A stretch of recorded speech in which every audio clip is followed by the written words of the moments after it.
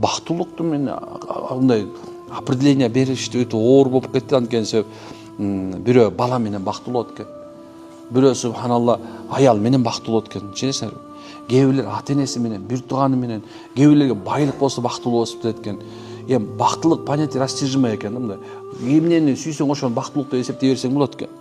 Бирок бардыгынын конечный итогу убактылуу болуп атпайбы? Демек бактылык дегенде мисалы мороженое өлө таттуу экенсиң, буяка келгенде даамы жок калып атпайбы? Бирок айтайын деген нерсем, убактылуу нерсе адам бактылуу кылбайт экен деп. Ошо чыныгы бакыт бул түбөлүктө боло турган нерсе экен. Мына ошол себептен Алла Таала субханалла бейишти идеальный жашоо кылып жаратты. Идеальный деген нерседе ал жерде балким субханалла мен мындай эмет көрөйүн, мисалы бейиштин курулган үйлөрү, алардын кыштары чылкый алтындан экен. Жөнөкөй алтын эмес. Бизде 999% эмес, 100% алтындар.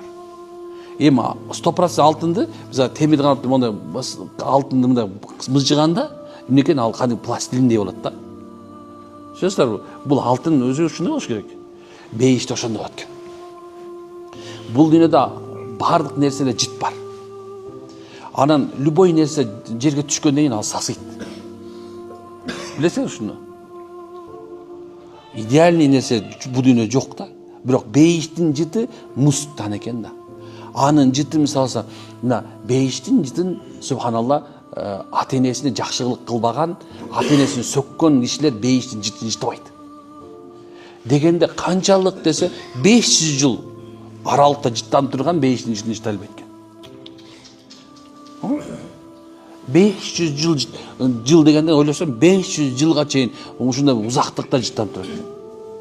Bir бейиш менен экинчи бейиштин муддатын Алла берет экен, бирок эмнекен эң үстүндөгү адамдар бир жытты сезеткенде айтат экен. Бул эмне деген жыт десе, айтылат экен, бул сенден өйдөрөк турган бейиштики дейт. Сенден бир башка адам дейт, бир жолу субханаллах деп көбүрөөк айтып койгон дейт. Эми ушунча идеальный болгон себебинен жыты дагы эмнекен эч качан сасык болбойт экен бейиштин ичиндечи.